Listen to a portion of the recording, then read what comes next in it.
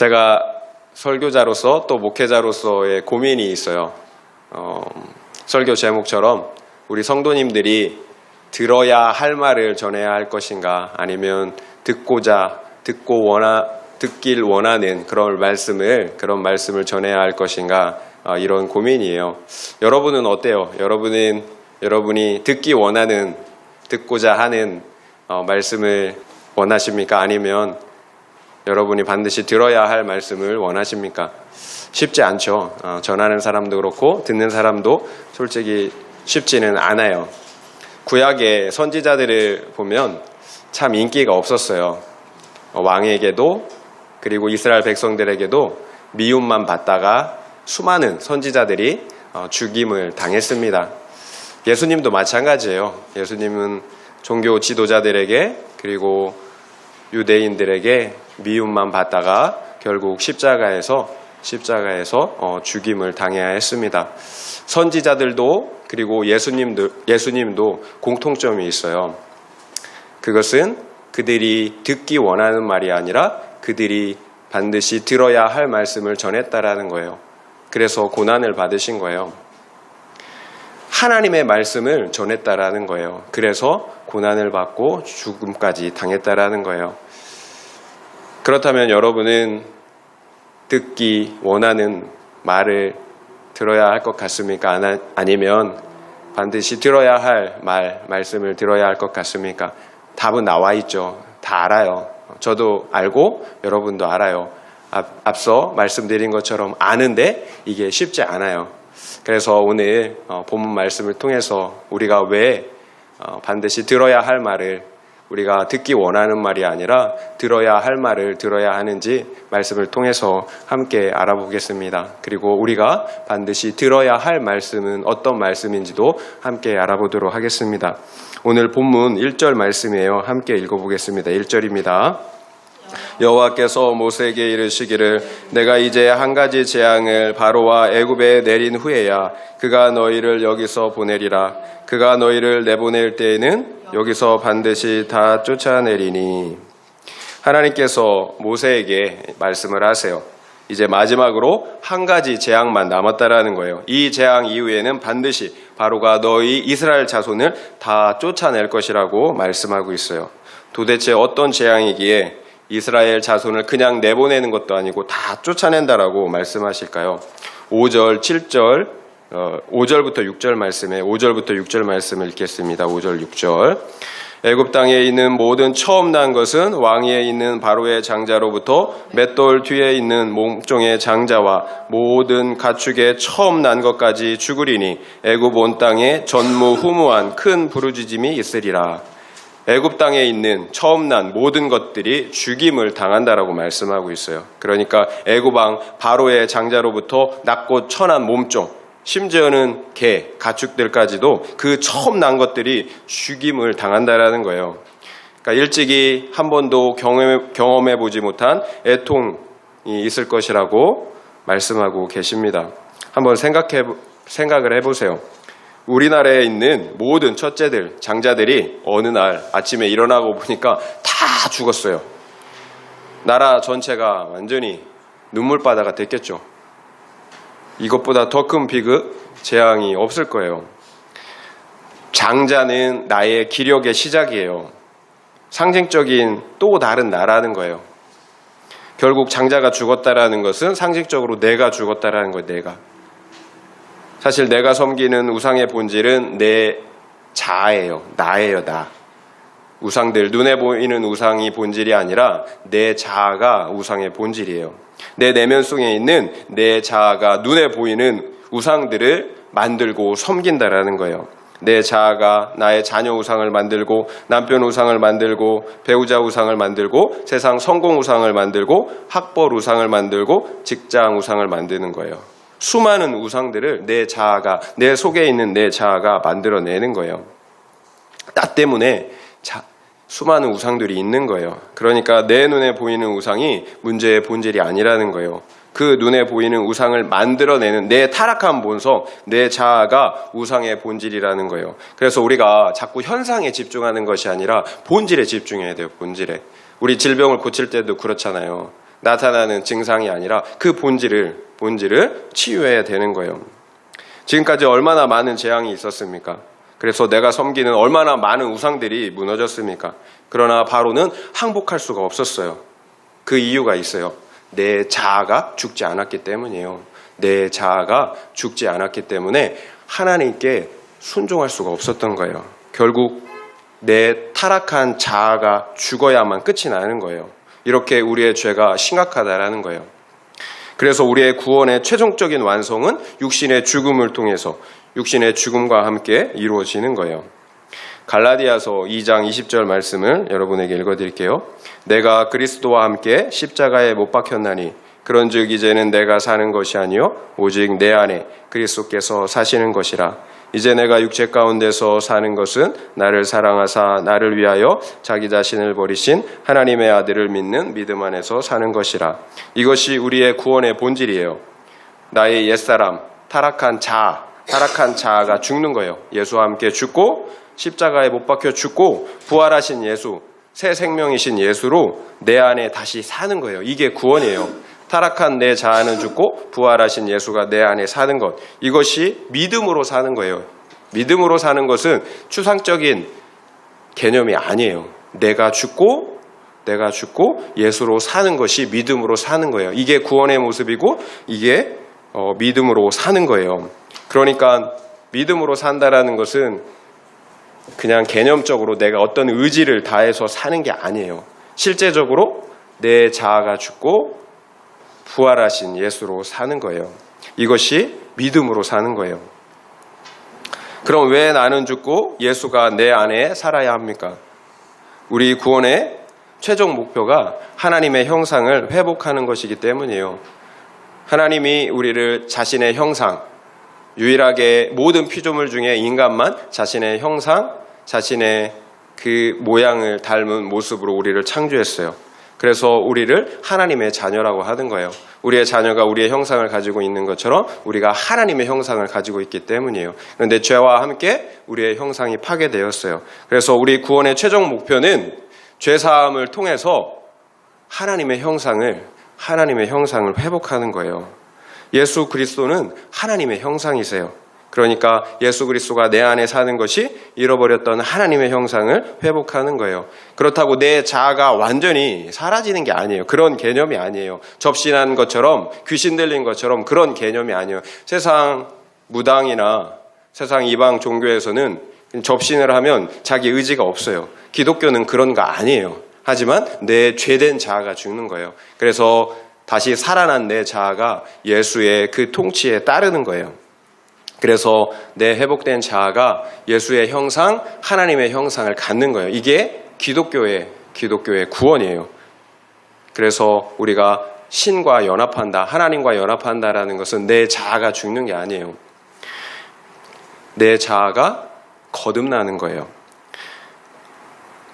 죄된 나, 타락한 내가 죽어야 하는 이유는 예수가 내 안에 살아야 하기 때문이에요. 내 죄된 타락한 자아가 죽지 않으면 예수가 내 안에 살 수가 없어요. 예수님한테 우리가 통치권을 내드리지 않는데 어떻게 예수가 나를 통치할 수가 있겠어요? 하지만 세상에 있는 악한 영들은 어때요? 그냥 들어가서 통치해요. 연약한 그 영혼을 들어가서 통치한다라는 거예요. 우리의 의지를 묻지 않아요. 동의를 구하지 않아요. 하지만 하나님은 철저하게 우리의 동의를 구하세요. 우리의 의지를 물으세요. 그래서 우리가 회개하고 그 통치권을 하나님께 넘겨드릴 때 하나님께서 우리에게 오셔서 우리를 다스리시고 통치하신다라는, 이게 믿음으로 사는 거예요. 그런데 내가 죄를 이길 수 없잖아요. 내 힘으로 살면 죄를 이길 수가 없잖아요. 죄된 자아는. 그래서 내 죄된 자아가 죽어야 되는 거예요. 그래서 예수님이 우리 안에서 통치하셔야 하는 거예요. 구약의 이스라엘이 수천 년 동안 하나님의 말씀에 순종할 수가 없었던 이유예요. 이것이 하나님께서 그렇게 많은 선지자들을 보내고 또 회개할 수 있는 기회를 주셨지만 끝끝내 순종할 수 없었던 이유라는 거예요. 그 타락한 내면 속사람이 변하지 않았기 때문이에요. 계속 말씀드리지만 죄인이기 때문에 죄를 짓는 거예요. 의인이면 의롭게 살 수밖에 없어요. 다른 이유가 없어요. 그 속사람이 100% 죄인이기 때문에 수천 년 동안 그렇게 하나님께서 기회를 주셨지만 하나님의 말씀에 결국 순종할 수가 없었다라는 거예요. 순종하는 척도 했었어요. 하지만 그 속사람이 변하지 않았기 때문에 순종하는 척만 했어요. 그러니까 위선과 외식의 종교적인 형식 껍데기만 갖게 되었다라는 거예요. 그런 종교 지도자들에게, 그런 이스라엘 백성들에게 예수님은 위선자라고, 외식하는 자들이라고 말씀하셨다라는 거예요. 그들에게 화가 있다라고 선포하셨다라는 거예요. 그래서 예수 그리스도가 십자가를 지셔야만 했던 거예요. 그래서 성령께서 오셔야만 했던 거예요. 십자가의 구속 사역 없이 성령님의 그 통치, 함께 하심, 예수가 성령으로 오시는 그 성령님의 도우심 없이는 우리가 어떻게 해요? 거듭날 수 없어요. 내가 죽고 예수가 다시 사는 그 회심, 거듭남이 있을 수가 없다라는 거예요. 그래서 내가 죽고 예수가 사는 것이 회심이고 구원의 사건인 거예요. 그래서 예수님이 십자가에서 죽어주셔야 했고요. 그리고 하나님 되시는 그 성령께서 우리에게 오신 것입니다. 과거 구약의 이스라엘에게는 이런 은혜가 없었다라는 거예요. 예수님이 오신 이후에 이런 회심의 역사, 거듭남의 역사, 내가 죽고 예수로 사는 구원의 그 실제적인 구원의 사건이 신약에 이르러서야 예수님의 그 십자가의 사건을 통해서 또 성령의 오심을 통해서 이루어지게 되었다라는 거예요. 그래서 과거에는 하나님의 말씀에 순종할 수가 없었어요. 그러나 이제는 내가 죽고 예수가 내 안에서 사는 그 놀라운 그 거듭남, 구속의 사건으로 이제 순종할 수가 있게 되었다라는 거예요. 그러니까 우리의 속사람이 살아나지 않은 상태에서 아무리 열심을 내도 그냥 훌륭한 종교인에 지나지 않는 거예요. 그냥 윤리도덕은 어느 정도 할 수 있어요. 하지만 그 안에는 뭐예요? 회칠한 무덤처럼 위선으로 가득한 거예요. 내 공로를 자랑하고 생색을 내고 찌르게 되는 거예요.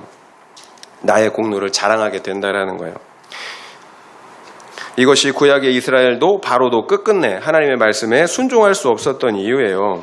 죄악된 내 자아가 죽지 않았기 때문이에요. 진정한 회심이 없었다라는 거예요. 나는 내 속사람은 변하지 않았는데 하나님을 섬기려고 하니까 되겠어요? 하나님의 말씀에 순종할 수가 없는 거예요. 내가 죽지 않았다면 예수가 내 안에 살 수가 없어요. 예수가 내 안에 살지 않는다면 하나님의 말씀에 순종할 수가 없어요. 내가 죽어야 합니다. 내 자아가 예수와 함께 십자가에 죽어야 합니다. 그래야 부활하신 예수와 함께 살 수가 있습니다. 왜 힘이 듭니까? 왜 순종할 수가 없습니까? 내 자아가 죽지 않았기 때문이에요. 왜 정죄와 판단과 미움이 가득합니까? 새 생명 대신 부활하신 예수님이 내 안에 살지 않기 때문이에요.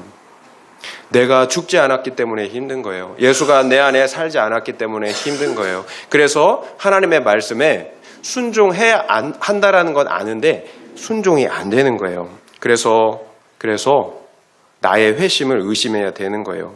과연 나는 회심하였는가? 나는 거듭났는가? 아무리 회심하였다고 거듭났다고 말해도 소용이 없어요. 회심에 분명한 증거가 있어야 돼요. 제가 왜 이렇게 집요하게 회심에 대해서 계속해서 말씀을 드릴까요? 안전하기 때문이에요. 유익하기 때문이에요. 이게 필요하기 때문이에요. 아무리 강조해도 지나치지 않기 때문이에요. 여러분에게 유익하기 때문이에요. 적용 질문을 드리겠습니다. 적용 질문. 언제 누구에게 무슨 말을 들을 때 내 자아가 가장 큰 상처를 받습니까? 왜 그런 것 같습니까? 한번 생각해 보시길 바랍니다. 언제 누구에게 무슨 말을 들을 때 내 자아가 가장 큰 상처를 받습니까? 왜 그런 것 같습니까? 한번 생각해 보시기 바랍니다. 8절입니다. 8절 말씀 함께 읽을게요. 8절 말씀. 왕의 이 모든 신하가 내게 내려와 내게 절하며 이르기를 너와 너를 따르는 온 백성은 나가라 한 후에야 내가 나가리라 하고 심히 노하여 바로에게서 나오니라. 이것이 모세의 마지막 말이에요. 당신의 신하들이 내게 와서 제발 나가달라고 부탁한 이후에야 우리가 나가겠다라는 거예요. 그리고 심히 노하여서 모세는 바로를 떠나갑니다. 그런데 이해되지 않는 것이 있어요. 지난 우박 재앙에서도 모세는 내가 다시는 당신을 보지 않을 것이라고 이렇게 말했었어요. 그렇다면 모세가 다시 바로를 만나는 일은 없어야 된다라는 거예요. 그 전에 이미 다시 당신을 보지 않겠다라고 말했기 때문이에요. 그런데 오늘 본문을 보니까 모세와 바로의 마지막 대화가 또 나온다라는 거예요. 어떻게 된 걸까요? 지난 본문 말씀이 어떻게 끝났는지 한번 볼까요? 우박 재앙 후에 어떤 대화가 있었는가? 출애굽기 10장 28절부터 29절 말씀이에요. 출애굽기 10장 28절부터 29절 함께 읽겠습니다. 바로가 모세에게 이르되 너는 나를 떠나가고 스스로 삼가 다시 내 얼굴을 보지 말라. 내가 내 얼굴을 보는 날에는 죽으리라. 모세가 이르되 당신이 말씀하신 대로 내가 다시는 당신의 얼굴을 보지 아니하리이다. 바로가 모세에게 말합니다. 너는 나를 떠나가라. 다시 내 얼굴을 보지 말아라. 내가 내 얼굴을 보는 날에는 반드시 죽을 것이다. 그러자 모세 역시 당신의 말씀하신 대로 내가 다시는 당신의 얼굴을 보지 않을 것입니다. 그럼 이게 어떻게 된 걸까요? 지난 본문과 오늘 본문. 일반적으로 지난 본문과 오늘 본문의 대화는 같은 날 같은 시각에 이루어진 것으로 보고 있어요. 다만 이야기의 전개상 따로 배치를 한 거예요. 그러니까 마지막 대화에서 바로가 했던 말이 이 두 가지가 다라는 거예요. 그러니까 바로가 마지막으로 했던 말의 본질은 내가 나를 보는 날에는 내가 죽을 것이다. 네 말 듣기 싫다라는 거예요. 다시는 내 앞에 나타나지 말아라. 네가 나를 보면 죽을 것이다. 그런데 그 결과는 어떻게 되었나요? 결국은 누가 죽었나요? 최고 권력자 바로가 죽었습니까? 아니면 아무 힘도 권력도 없는 양치기 노인 모세가 죽었습니까? 세상 기준으로 보면 당연히 모세가 죽어야 했어요. 그러나 바로 왕이 죽었어요. 예수님의 말씀처럼 비록 우리가 세상에서 환난을 당하지만 담대할 수 있는 이유예요. 이 세상의 삶은 일시적인 구원의 과정이라는 거예요. 이 세상의 삶은 일시적인 구원의 과정일 뿐이지 우리의 구원은 이미 확정되어 있다는 거예요. 그래서 우리가 만약 십자가의 언약 안에 있다면 우리가 당하는 고난이나 환경은 결코 문제가 되지 않는다라는 거예요. 일시적인 과정의 문제라는 거예요. 그래서 믿음이 필요한 거겠죠. 결국 내가 지금 언약 안에 있는지 믿음 안에 있는지 이것이 중요하다라는 거예요. 그래서 내가 언약 안에 있는지 믿음 안에 있는지 그것을 확인하는 게 중요하다라는 거예요. 그래서 회심이 중요하고 우리의 거듭남이 중요하다라는 거예요. 그 언약 안에만 있다면 어떤 일이 있어도 상관이 없다라는 거예요. 그렇다면 왜 바로가 모세를 내쫓았습니까? 모세가 자신에게 하나님의 말씀을 전하기 때문이에요. 자기가 원하는 말이 아니라 자기가 듣고 싶은 말이 아니라 들어야 할 말을 전하기 때문이에요. 그 말씀에 순종하기를 집요하게 요구하기 때문이에요. 그 말씀에 순종하지 않는 것이 죄라고 말씀하기 때문이에요. 그리고 그 말씀에 불순종하면 영원한 심판, 죽음을 당한다라고 경고하기 때문이에요. 그래서 바로는 모세를 내어 쫓은 거예요. 그러나 바로가 모세를 내쫓은 것은 큰 실수였어요. 듣기 싫어도 괴로워도 그 말씀을 들어야 했다라는 거예요. 결국 우리 인생의 결말은 누구의 말을 듣느냐에 달려있다라는 거예요. 우리의 생과 사가 어떤 말을 듣느냐에 달려있다라는 거예요. 바로의 박사들과 술사들처럼 내가 원하는 세상 기복의 말씀을 들려주는 사람들의 소리는 달콤해요. 매력적이에요. 내가 원하는 거예요. 그러나 결국은 그 달콤한 말씀과 복음이 나를 죽인다라는 거예요. 반대로 모세가 전하는 구속사의 복음은 부담이 돼요. 내 죄를 찔러요. 내 육신이 원하는 바가 아니라는 거예요. 그러나 한번 잘 생각해 보세요. 언제 빛과 생명 되시는 예수 그리스도가 우리의 심령 안에 임재하십니까? 구속사의 말씀을 믿고 살고 누릴 때입니까? 아니면 내 기복을 따라서 내 마음대로 정욕대로 말씀 없이 살아갈 때입니까? 또 내 죄를 인정하고 회개할 때입니까? 아니면 완악하게 내 죄를 부인할 때입니까? 여러분에게 적용 질문을 한번 드릴게요. 적용 질문. 내가 듣기 원하는 말은 무엇입니까? 또 내가 듣기 싫지만 반드시 들어야 할 말은 무엇인 것 같습니까? 내가 듣기 원하는 말은 무엇입니까? 또 내가 듣기 싫지만 반드시 들어야 할 말은 무엇인 것 같습니까? 한번 생각해 보시기 바랍니다. 최근에 우리 넷플릭스에 보면 나는 신이다 라는 2단 사이비 다큐가 굉장히 화제입니다. 거짓 그리스도, 선지자들이 참 악해요. 그러나 속이는 사람도 문제이지만 속는 사람도 문제예요. 왜 속겠습니까? 박수와 술사들이 어떻게 속였습니까? 그들 역시 우리가 원하는 신비한 표적과 이적을 보여주기 때문이에요. 우리가 원하는 대로 우리의 정욕과 우리의 지적 욕구를 충족시켜주고 있다는 거예요. 그래서 속는 거예요. 결국 내가 속는 이유는 내가 들어야 할 말이 아니라 내가 원하는 말을 듣기 때문이에요. 내 욕심, 정욕 때문이라는 거예요. 그렇다면 이단만 문제입니까? 우리의 교회, 우리의 문제이기도 하다라는 거예요. 데살로니가 후서 2장 9절부터 12절 말씀을 여러분에게 읽어드리겠습니다. 악한 자의 나타남은 사탄의 활동을 따라 모든 능력과 표적과 거짓 기적과 불의의 모든 속임으로 멸망하는 자들에게 있으리니 이는 그들이 진리의 사랑을 받지 아니하여 구원함을 받지 못함이라. 이러므로 하나님이 미혹의 역사를 그들에게 보내사 거짓 것을 믿게 하심은 진리를 믿지 않고 불의를 좋아하는 모든 자들로 하여금 심판을 받게 하려 하심이라. 하나님께서 당신의 일꾼들을 통해서 일하시는 것처럼 사탄 역시 악한 자를 통해서 일한다라는 거예요. 어떻게 일해요? 모든 능력과 표적과 거짓 기적, 불의의 속임으로 멸망하는 자들에게 역사한다라는 거예요. 그러니까 세상에 있는 수많은 악한 영들이 역사한다라는 거예요. 병고침의 역사, 기적의 역사, 치유의 역사, 어떤 그런 놀라운 역사들이 나타난다라는 거예요. 그러니까 그들의 말을 듣는 거예요. 그런데 뭐라고 해요? 속는 자들은 멸망하는 자들이라고 말씀하고 있다라는 거예요. 그래서 속는다라는 거예요. 택자가 아니기 때문에 속는다라는 거예요. 그 이유가 중요해요. 진리의 사랑을 받아들이지 않기 때문이라는 거예요. 곧 불의를, 이 세상의 불의를 더 사랑하기 때문에 진리를 받아들이지 않기 때문에 거짓에 속는다라는 거예요. 진리의 사랑을 받아들이지 아니할 때 하나님께서 미혹의 역사를 보내신대요. 그래서 거짓 것을 믿게 하신다라는 거예요. 저는 이게 참 신기해요. 진리의 사랑을 받지 아니할 때 하나님께서 미혹의 역사, 미혹의 영들을 보낸다라는 거예요. 그래서 거짓 것을 믿게 하신다라는 거예요.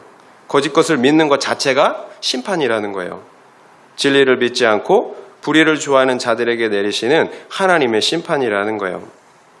그러니까 하나님의 말씀에 불순종하는 바로도 이단에 속는 사람들도 그 문제는 동일해요. 진리의 사랑, 곧 말씀이신 예수 그리스도를 진실로 받아들이지 않았기 때문이에요. 그러면 내 욕심 때문에, 내 죄 때문에 속을 수밖에 없는 거예요. 그 안에 예수가 내 안에 다시 사는 구원의 역사가 없었다라는 거예요. 오늘날 수많은 교회들이 이단에 의해서 지금 유린당하고 있잖아요. 셀 수 없는 신자들이 진짜 신천지 하나님의 교회 JMS와 같은 이단들에 빠지고 있다라는 거예요.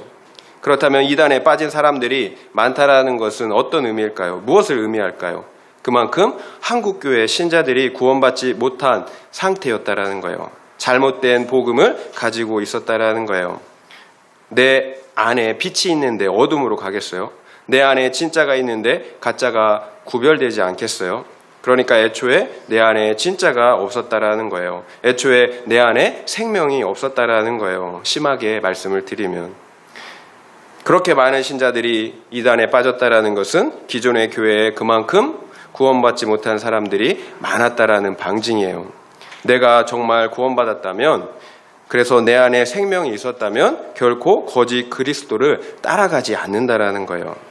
분명 주님은 내 양은 내 음성을 듣고 나를 따를 것이라고 말씀하셨어요. 그러니까 내 양이 아니었기 때문에 거짓 목자, 거짓 그리스도를 따라갔다라는 거예요. 이단으로부터의 공격을 어떻게 막을까 우리가 고민하지 말고 내가 가진 복음, 신앙을 먼저 점검해야 되는 거예요. 우리의 본질을 돌아봐야 한다라는 거예요. 예수가 내 안에 사신다면 이단에 빠지라고 해도 빠질 이유가 없어요. 빠질 수가 없어요. 내 안에 예수가 사는데 어떻게 이단에 빠지겠어요? 어찌 보면 이단에 빠지고 안 빠지고가 중요한 것이 아니에요. 이단에 빠지지 않았더라도 내가 가진 복음이 거짓 복음이라면 우리에게는 구원이 없는 거예요. 그 자체가 이단인 거예요. 이단에 빠진 것이나 잘못된 복음을 가지고 있는 것이나 차이가 없다라는 거예요. 만약 그 복음이 나를 구원하지 못한다면 동일한 거예요. 결국 저와 같은 목회자들의 잘못인 거죠. 신자들이 듣기 원하는 말만 해줬기 때문이에요. 목회자들의 문제예요. 성도들이 원하는 말만 해준 거예요. 또 역시 성도들의 문제이기도 해요. 왜냐하면 성도들 역시 내가 듣기 원하는 말만 듣고 좋아했기 때문이에요. 결국 둘 모두에게 문제가 있는 거예요. 총체적인 난국인 거죠.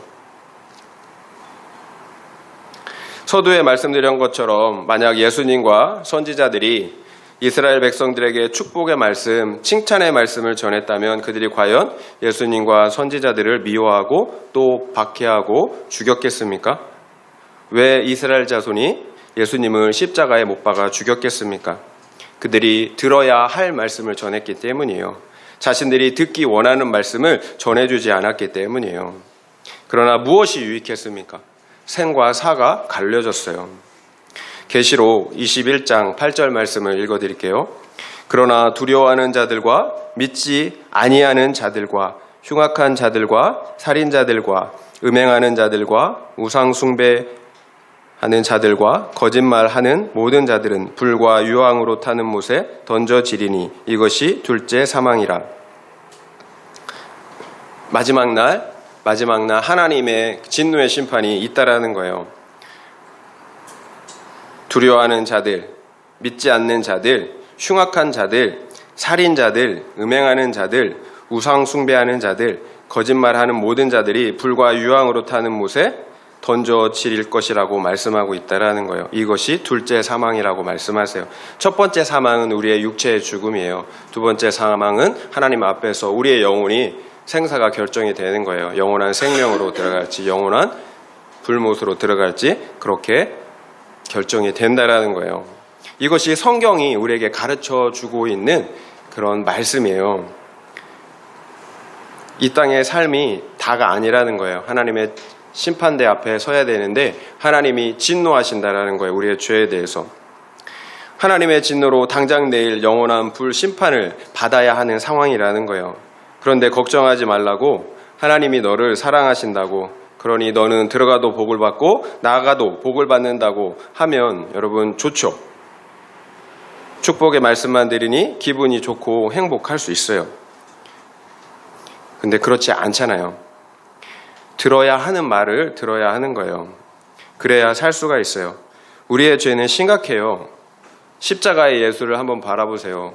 하나님의 아들이 나를 위해서 십자가에 죽었다면 내 죄가 얼마나 심각한지 우리는 그것을 통해서 인식을 해야 돼요. 지금 온 몸속에는 암이 퍼져가고 있는데 아무 걱정 없다고 진통제만을 놔주는 의사가 좋은 의사인가요? 아니면 지금 당장 몸이 무너지더라도 수술을 통해서 그 암을 꺼내주는 의사가 좋은 의사입니까? 그 환자의 죽음을 누가 책임져 주겠어요? 내 몸, 내 생명 누가 책임져 주겠어요? 없어요. 내가 책임져야 돼요. 어떤 누구도 책임져 주지 않아요. 그러니까 내가 잘 알아야 되는 거예요. 내가 깨어 있어야 되는 거예요. 그래서 예수님은 너희는 항상 깨어 있으라고 말씀을 하시는 거예요. 에스겔 3장 17절에서 19절 말씀을 읽어드릴게요. 인자야 내가 너를 이스라엘 족속의 파수꾼으로 세웠으니 너는 내 입의 말을 듣고 나를 대신하여 그들을 깨우치라. 가령 내가 악인에게 말하기를 너는 꼭 죽으리라 할 때에 내가 깨우치지 아니하거나 말로 악인에게 일러서 그의 악한 길을 떠나 생명을 구원하게 하지 아니하면 그 악인은 그의 죄악 중에서 죽으려니와 내가 그의 핏값을 내 손에서 찾을 것이고. 하나님께서 에스겔을 파수꾼으로, 이스라엘 족속의 파수꾼으로 세웠대요. 파수꾼은 적군이 오는지 아는지 위험한지 안 한지를 외치는 사람이에요. 너는 내 입의 말을 듣고 나를 대신해서 그들을 깨우치래요. 선지자는 하나님 대신해서 그 말씀을 받아서 세상 사람들에게 깨우치게 하는 사람이에요. 악인에게 말하기를 꼭 죽으리라 할 때 내가 깨우치지 아니하거나 악인에게 일러서 그의 악한 일을 떠나 생명을 구원하게 하지 아니하면 그 악인은 그 죄악 가운데 죽는데요. 그런데 내가 그 핏값을 너 선지자에게서 찾겠다라고 말씀하고 있는 거예요. 악인에게 하나님의 말씀을 전하지 않을 때 악인은 그 죄악 가운데 죽어요. 내가 말씀을 전하지 않았기 때문에, 내가 잘못된 말씀을 전했기 때문에 그 악인은 죽어요. 그런데 그 핏값을 그 선지자에게 말을 전하지 않은, 잘못된 말씀을 전한 그 선지자에게도 찾는다라는 거예요. 그래서 저는 나를 위해서라도 여러분이 듣기 원하는 말씀이 아니라 여러분이 반드시 들어야 하는 말씀을 전해야 하는 거예요. 저뿐만이 아니에요. 먼저 믿는 우리 모두가 마찬가지예요. 반드시 들어야 할 말씀을 전해야 합니다. 나를 위해서, 그리고 상대방의 영혼을 위해서 그래야 하는 거예요. 절대로 구원의 기준을 낮춰서는 안 돼요. 구원의 기준을 낮추고 또 기복의 복음을 전하는 것은 나도 죽고 우리 성도님들도 함께 죽이는 악한 행위라는 거예요. 분명히 운전면허 시험이 70점이에요. 그런데 50점이라고 얘기하면 어떡하겠어요? 50점인 줄 알고 시험 본 사람들은 다 떨어지겠죠. 현실을 우리가 그래서 제대로 인식해야 되는 거예요. 성경이 어떻게 말씀하고 있는지 성경을 통해서, 사람의 말이 아니라 성경을 통해서 우리가 인식해야 된다는 거예요. 우리의 죄는 심각해요. 저희 교회에서 큐티 모임을 하다 보면 의도하지 않게 상대방의 잘못을 이렇게 거론할 때가 있어요. 칭찬을 듣고 싶은 게 인지상정이에요. 칭찬이 아니라 그런데 상대방의 잘못된 점을 종종 말하게 된다는 거예요. 사실은 기분 나쁜 일이죠. 그 쓰디쓴 듣기 싫은 그 말, 기분 나빠요. 그런데 실제 보니까 훨씬 유익하다라는 거예요. 그 말을 듣는 것이. 나의 모습을 말씀을 통해서 객관적으로 볼 수 있기 때문이에요. 나는 나를 잘 못 봐요. 그래서 비록 감정은 상할 수 있지만 내 구체적인 죄를 인정하고 회개할 수가 있었다라는 거예요. 그러므로 더욱 거룩과 구원을 이뤄갈 수가 있었다라는 거예요. 내 영혼을 죽이는 죄악을 계속 가지고 있어야 할까요? 아니면 기분이 나쁘더라도 인정하고 제거해야 할까요? 이것이 건강한 공동체에서 나누는 큐티 나눔의 유익이에요. 서로 무분별하게 칭찬만 해주고 위로만 해준다면 어떻게 될까요? 나의 육신의 정욕, 내 죄된 자아는 계속 강화될 거예요. 그러면 영은 죽고 내 자아만, 육신만 계속해서 살아나는 거예요. 그런데 예수님이 분명히 말씀하시잖아요. 살리는 것은 영이니 육은 무익하다라고 분명히 말씀하고 계시잖아요. 우리의 영이 살아야 된다라는 거예요. 설탕이 잔뜩 들어간 음식을 계속해서 섭취하면 어떻게 될까요? 당장은 달달하고 좋죠. 하지만 우리가 다 알잖아요. 곧 병들어 죽게 될 거예요. 버릇없는 자녀들에게 원하는 대로 다 해준다면 어떻게 되겠습니까? 큰일 나겠죠. 마찬가지 우리의 육신의 정욕도 끝이 없어요. 채워주면 끝이 없어요. 큰일 나는 거예요. 호랑이 새끼를 키우는 거예요. 호랑이 새끼를. 처음에는 그냥 귀여운 호랑이지만 나중에는 야수예요. 야수. 맹수가 돼서 나를 삼켜버린다라는 거예요. 사람들은 흔히들 이렇게 얘기를 해요. 죄를 지적하는 말을 하면 이런 얘기를 해요. 왜 자꾸 죄를 보라고 하느냐. 나는 이미 회개했고 나는 예수를 믿고 구원을 받았다. 이렇게 얘기를 해요. 그러니까 죄를 보라고 하지 말아라. 회개하라고 하지 말아라. 이렇게 얘기한다라는 거예요. 근데 아니에요. 정말 회개하고 예수를 믿는 것이 맞는지 우리가 확인해야 된다라는 거예요. 왜 자기 죄를 보며 회개하는 사람들이 더 거룩해지고 그래서 하나님의 말씀대로 순종하는 삶을 살까요? 그리고 왜 그 안에 자기를 죽이는 자기 절망이 아니라 왜 그 안에 평안이 있을까요? 근데 반대로 회개하지 않는 사람들의 삶을 보세요. 열심히 일해요. 자기 열심은 있는데 거룩한 삶의 열매가 없어요. 사랑이 없는 율법주의, 외식하는 모습이 흔히들 나타난다라는 거예요. 그 안에 기쁨과 평안이 없어요. 혈기, 생색이 올라온다라는 거예요. 정말 회개하고 예수를 믿는 것이 맞는지 우리가 확인하고 분별해야 된다라는 거예요. 예수님은 분명 그 나무는 열매로 안다라고 말씀하셨어요. 우리가 아무리 좋은 열매라고 해도, 좋은 나무라고 해도 열매가 좋지 않다면 나쁜 나무예요. 열매를 통해 나의 회심과 믿음의 상태를 분별해야 하는 거예요. 분명 성경은 누구든지 자기 죄를 자백하면 그는 미쁘시고 의로우사 모든 죄를 사하시며 모든 불의에서 깨끗하게 하신다라고 말씀하고 있어요. 그러니까 누구든지 자기 죄를 자백하기만 하면 그는 미쁘시고 의로우시기 때문에 우리의 모든 죄를 사하신대요. 그래서 우리를 불의에서 깨끗게 하신다라는 거예요. 무엇을 말씀하시는 거예요? 지속적인 회개를 우리에게 요구하시는 거예요. 너희들이 언제든지 회개하면 모든 죄를 깨끗하게 해주시겠다라는 거예요. 사해 주시겠다라는 거예요. 그래서 너희의 거룩과 구원을 이뤄가라는 거예요. 내 자아는 죽고 예수로 사는 그 구원을 이뤄가라는 거예요. 그러니까 회개에 대한 오해가 있어요. 회개는 그냥 뉘우치는 거다. 그냥 막 가슴만 아픈 거다. 그렇지 않아요. 회개는 내 삶을 돌이키는 거예요. 그래서 회개는 단회적인 사건이며 동시에 계속되는 믿음의 삶이라는 거예요. 그런데 어디에서부터 돌이킵니까? 우리 마음으로부터 돌이키는 거죠. 마음. 그러면 내 삶이 돌이켜지는 거예요. 한 번이면 안 되니까 계속해서 우리가 돌이키는 거예요. 그것이 믿는 자들의 삶이에요. 믿음의 삶. 한 번의 회개면 충분하다고 말씀하시는 분들은 우리의 죄의 심각성을 모르기 때문이에요. 바로를 한번 보세요. 죄에 연단된 내 자아가 죽기까지는 결코 말씀에 순종할 수가 없었다라는 거예요. 우리가 봐도 좀 징글징글 하잖아요. 10번의 그 재앙이 오기까지 바로왕은 결코 하나님의 말씀에 순종할 수가 없었다라는 거예요. 결국 내 자아가 죽은 이후에야 결국 순종할 수가 있었다라는 거예요. 바로왕의 완악함이 나의 완악함이고 우리의 완악함이에요. 그래서 우리가 계속된 회개를 통해서 우리의 완악함, 우리의 죄를 없애가야 하는 거예요. 그러니까 우리의 죄는 수술해야 하는 암이지 감기 정도가 아니라는 거예요. 그래서 하나님은 우리의 죄를 회개하라고 했지 너의 열심이나 섬김으로 그 죄를 덮으라고 하시지 않은 거예요. 별개예요. 회개와 나의 열심과 섬김은 별개예요. 열심을 낸다고 내 죄가 없어지는 게 아니에요. 하나님이 우리에게 허락하신 유일한 죄사함의 방법은 회개하는 거예요. 그리고 예수 그리스도를 붙잡는 거예요. 우리의 죄는 우리의 공로나 업적으로 덮일 수가 없어요. 그런 정도의 죄가 아니에요. 사람은 속일 수 있을지 몰라도 하나님은 속일 수가 없다라는 거예요. 제가 요즘에 책을 읽는데 부흥의 역사, 2000년 동안 부흥의 역사를 보니까 모든 부흥의 역사에서는 죄에 대한 각성이 있었어요. 죄에 대한 각성.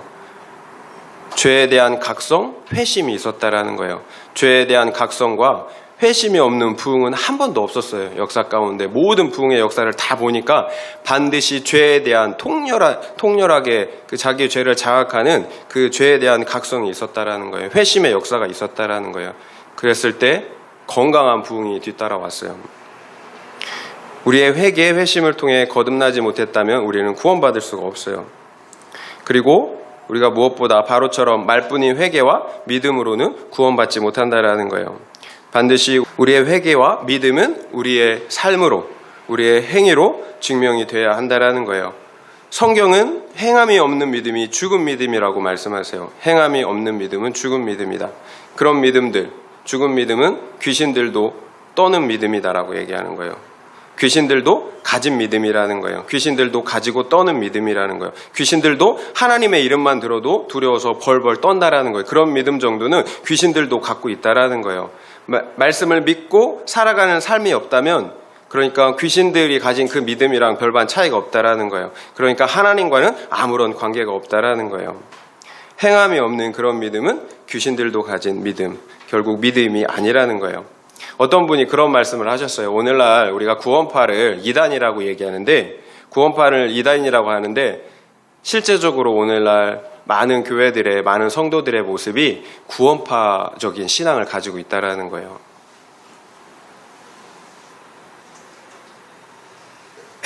오늘날 교회의 수많은 성도들이 구원파를 이단이라고 얘기를 해요. 입술로는.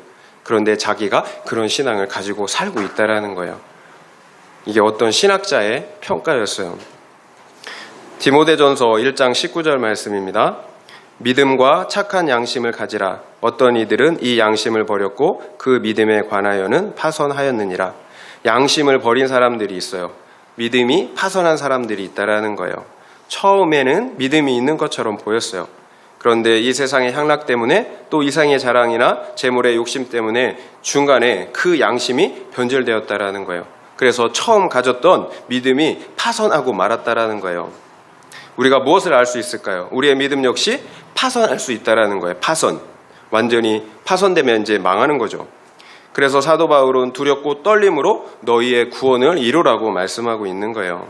또 그래서 바울은 내가 내 몸을 쳐 복종하게 함은 내가 남에게 전파한 후에 자신이 도리어 버림을 당할까 두려워한다라고 말하기까지 했다라는 거예요. 사도 바울조차 내가 다른 사람에게 복음을 전한 후에 내가 버림을 당할까 두려워한다라고 말씀했다라는 거예요. 바울이 버림을 당할까 봐 두려워했다면 우리는 바울보다 결코 낫지 못하잖아요. 물론 우리가 과도한 두려움을 갖는 건 문제예요. 그러니까 제가 말씀을 드리는 건 두려움을 가지라는 말씀이 아니라 우리가 점검하자라는 의미예요. 점검하는 것보다 안전한 건 없잖아요. 혹여나 우리의 회심이나 믿음이 혹여나 잘못되었다면 어떡하겠어요? 우리의 생명이 달린 거잖아요. 두려움을 갖게 하기 위한 그런 말씀이 아니라 우리의 믿음을 점검해 보자라는 거예요. 우리의 회심을 한번 점검해 보자라는 거예요. 성경에서 말씀하신 그 믿음을, 회심을 나는 가지고 있는지 한번 점검해 보자라는 거예요. 어떤 누구도 우리를 속이지 못하게 해야 돼요. 에베소서 5장 6절을 보니까 이런 말씀이 있어요. 누구든지 헛된 말로 너희를 속이지 못하게 하라. 이로 말미암아 하나님의 진노가 불순종의 아들들에게 임하나니. 누구든지 헛된 말로 너희를 속이지 못하게 하래요. 불법을 행하고 사는 사람들, 말씀 없이 사는 사람들에게 하는 말씀이에요. 우리의 영혼을 도둑질하게 내버려 두면 안 된다라는 거예요. 반드시 예수와 함께 죽어야 예수와 함께 살 수가 있습니다. 우리의 믿음은 실제예요. 예수와 함께 죽어야 예수와 함께 살 수가 있습니다. 우리 안에 그런 믿음의 실제가, 구원의 실제가, 거듭남의 실제가 있어야 된다라는 거예요. 적용 질문을 드리겠습니다. 내가 듣기 원하는 말을 들어서 낭패를 본 것은 무엇입니까? 그리고 반대로 비록 당시에는 기분이 나빴지만 내가 들어야 할 말을 들어서 유익했던 적이 있었습니까? 한번 생각해 보시기 바랍니다. 내가 듣기 원하는 말을 들어서 낭패를 본 것은 무엇입니까? 그리고 반대로 비록 당시에는 기분이 나빴지만 내가 들어야 할 말을 들어서 유익했던 적이 있었습니까? 한번 생각해 보시기 바랍니다. 말씀을 마무리하겠습니다. 마침내 바로왕과 애굽에 마지막 재앙이 내려졌어요. 상상할 수 없는 재앙이었어요. 바로왕을 비롯한 애굽의 모든 첫째 아들들이 죽임을 당했다라는 거예요. 정말 끔찍한 재앙이자 심판이었어요. 장자의 죽음은 두 가지로 우리가 이해할 수가 있어요. 장자의 죽음은 택자의 관점, 구원받은 자, 택자의 관점에서 봤을 때는 내 자아의 죽음이에요. 내 죄된 자아의 죽음. 내 죄된 자아가 죽었을 때야 비로소 말씀에 순종할 수가 있었다라는 거예요. 내 죄된 자아가 죽었을 때 비로소 예수가 내 안에 살 수가 있었다라는 거예요. 택자들에 대한 말씀이에요. 그리고 장자의 죽음은 비택자들의 관점에서 볼 수가 있어요. 하나님의 말씀에 순종하지 않으면 결국 영원한 죽음, 심판을 당하게 된다라는 거예요. 바로가 왜 심판을 당했는지, 죽음을 당했는지 우리가 그것을 통해서 교훈을 얻어야 된다라는 거예요. 바로가 죽은 이유는 들어야 할 말을 듣지 않았기 때문이에요. 자기가 듣고 싶은 말을 들었기 때문이에요. 이 땅에서 우리에게 가장 중요한 것이 무엇입니까? 구원을 이루는 거예요. 내 영혼의 구원보다 더 중요한 것은 없어요. 나의 구원을 이루는데 가장 안전한 태도는 그래서 내가 듣기 원하는 말이 아니라 반드시 내가 들어야 할 말을 듣는 거예요. 회개의 복음, 회개의 말씀을 들어야 하는 거예요. 공동체의 권면을 들어야 합니다. 물론 때에 따라서는 기분이 나쁠 수도 있어요. 나의 죄를 지적하고 찌르는데 기분이 어찌 안 나쁘겠어요. 그런데 그 말씀을 들어야 돼요. 구속사의 말씀을 들어야 합니다. 그래서 나의 죄를 인정하고 회개할 때 내 자아가 죽습니다. 그럴 때 부활하신 예수 그리스도가 내 안에 사실 수가 있습니다. 구원은 내가 죽고 예수가 내 안에 사는 거예요. 그렇다면 여러분은 어떻게 하시겠습니까? 여러분이 듣기 원하는 말씀을 듣겠습니까? 아니면 여러분이 반드시 들어야 할 말씀을 들으시겠습니까? 한번 생각해 보시기 바랍니다.